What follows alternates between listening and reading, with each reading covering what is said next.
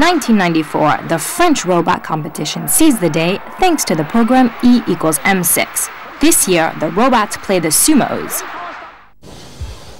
They're off. After several weeks of relentless work, the 14 participating teams in the E=M6 Robot Cup begin their first rounds of preliminary eliminations. This time, the competition toughens with a new primary rule. It calls for autonomous robots completely independent when facing up to their unknown competitor.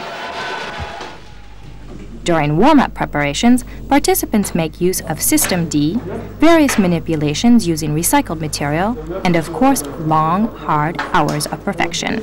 This small electronic box is their marker. Placed in front of the robot, it helps the robot localize his opponent and position himself consequently. Some forgo the marker for other strategic aids. The team from the École Centrale have developed an infrared red system, proving high performance and extreme efficiency during their first rounds.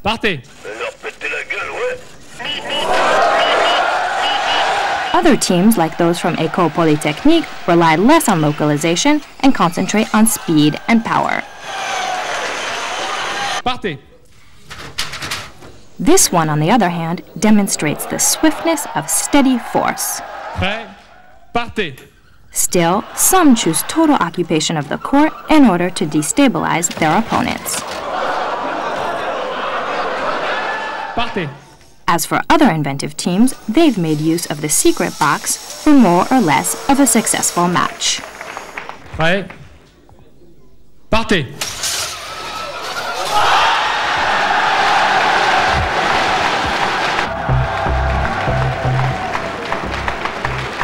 The Ensieta team from Brest and their engine equipped with a motorized bomb disposal unit confront the University of Paris 8 and their motorized robot equipped with windshield wipers.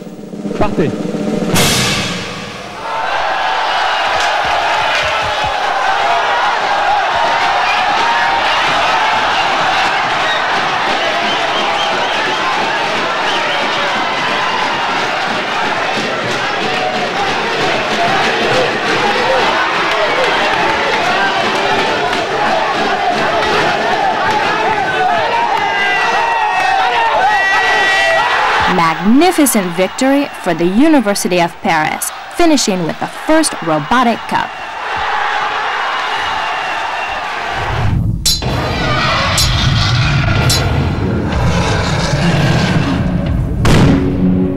This year, the robots burst balloons, a face-to-face encounter of two robots at this table.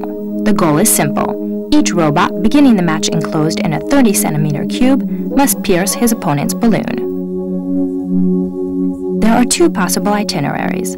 They can cross a narrow bridge, direct but completely exposed, or they can go down what's called the plane, coming back up behind the base of the opponent. A longer route, but much easier to travel along.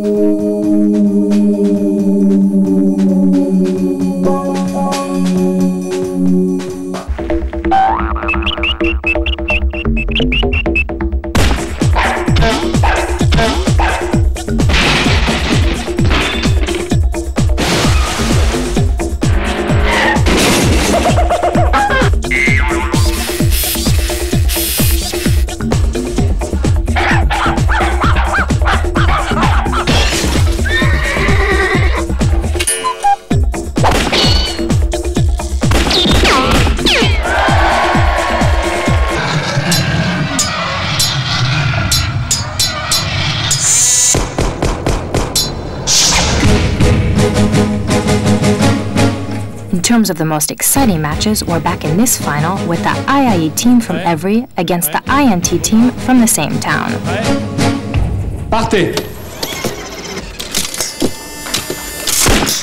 Incredible! In less than 4 seconds, the INT's robot was able to burst its opponent's balloon. A clear victory.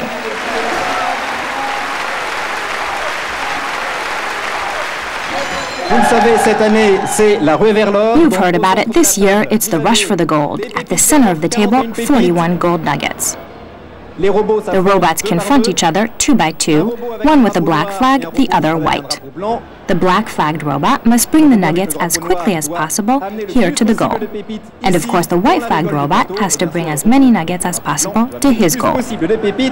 dans la rigole blanche. For the third edition, quickness plays the deciding role. The nuggets are placed in the center of the table, and the fastest robot allows no chance for his opponent. Here the robot uses a high-speed loop to block his opponent. Afterwards, he can calmly collect his nuggets.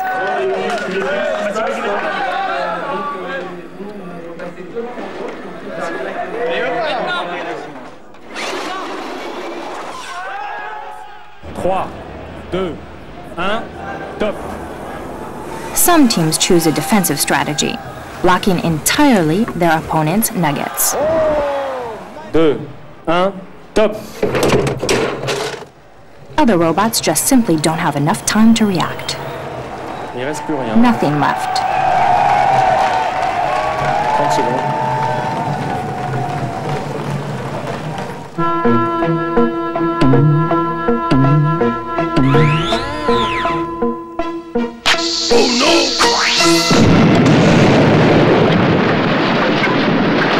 Et pour cette finale, And for this final, the IFITEP team and the Polytechnique team have been called upon. et l'équipe de l'école polytechnique. 3, 2, 1, top. These two arms have been expanded within a fraction of a second. Everybody is holding their breath. Tous les deux au milieu. The Polytechnique robot remains immobile while IFITEP uses his previous strategies. And here we go. IFITEP gains the victory.